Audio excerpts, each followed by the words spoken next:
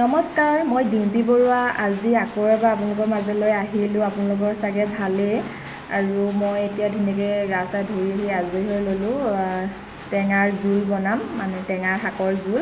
আৰু কেনেকৈ বনাওঁ আজি চাবচোন। এতিয়া মই একদম ধুনীয়াকৈ চুলিখিনি মেলি আছিলোঁ যে খোপা চোপা বান্ধি আজৰি হৈ লওঁ।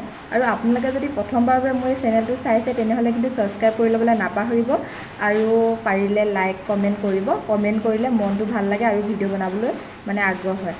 আৰু এতিয়া মই ৰেডি। এতিয়া চাওকচোন, পানী মই আগতীয়াকৈ উতলাই আছিলোঁ। আৰু এতিয়া মই মাছখিনি ধুই থৈছোঁ। ইয়াত ধুনীয়াকৈ মাছ মই দি দিম। মানে মই এতিয়া 3 পিচ মাছেই দিছোঁ। আমাৰ ঘৰত মানুহ আমি দুজনহে, ল'ৰাইটো নাখায়েই। আৰু ইয়াতে মই ধুনীয়াকৈ নিমখ দি দিছোঁ। নিমখ দি পিনি এইটো অকল বইল কৰিছোঁ এনেকৈ, তাত তেল বা কিবা নিদিওঁ। আৰু আপোনালোকে পননুৱা শাকৰ বিষয়ে শুনিছেনে বাৰু? পননুৱা শাক খাবচোন আপোনালোকে, বহুত স্বাস্থ্যৰ কাৰণে ভাল, বহুত বেমাৰৰ পৰা আপোনালোকে মুক্তি লাভ কৰিব বুলি ক'ব লাগিব। আৰু ইয়াতে মই কেইটামান ঢেকীয়াও দিছোঁ বাৰু। এতিয়া মই ধুনীয়াকৈ ঔটেঙা এটাও ল'লোঁ, লৈ পিনি কাটি থৈছিলোঁ। আৰু ঔটেঙাখিনি মই এতিয়া ইয়াতে দি দিম পননুৱা শাকৰ লগতে। তাৰপৰা আদা নহৰু অকণমান পিচি ল'ব। মই আদা নহৰু পিচি ল'লোঁ। ইয়াতে মই সেইখিনি দি দিম। তেতিয়া মানে আদা নহৰু অবিহনে মানে শাকখিনি ভাল নহয়। আৰু এনেকৈ বনালে এইটো চব্জি বুলি আচলতে নকয়, শাক বুলিহে কয়। মই মানে কোৱাত মানে ওলাই যায়, অকণ ইফাল সিফাল হৈ যায়। ইমান ভালকৈ কথা ক'বও নাজানো, যদি ভুলো হয় মাফ কৰি দিব।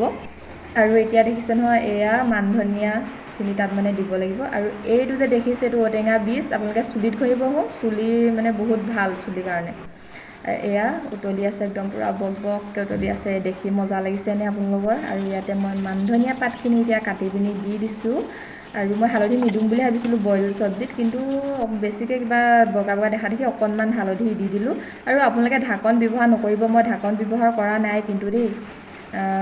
আৰু এয়া আৰু চাওকচোন কেনেকুৱা লাগিছে চব্জিখিনি। এয়া দেখিছে নহয়, ভেন্দি যে মই ঘৰত নিজে কৰি থৈছিলোঁ দেই, ছজোপা ৰুই থৈছিলোঁ। আৰু 3-4 দিনৰ মূৰে মূৰে এয়া মানে আমি খাই থাকিব পাৰোঁ আৰু ধুনীয়াকৈ সাজে সাজে হয়।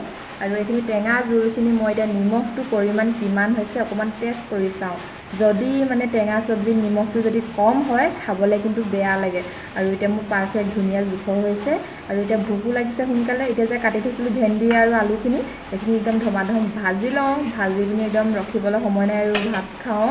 আৰু আজিলৈ আহিছোঁ, বাই বাই।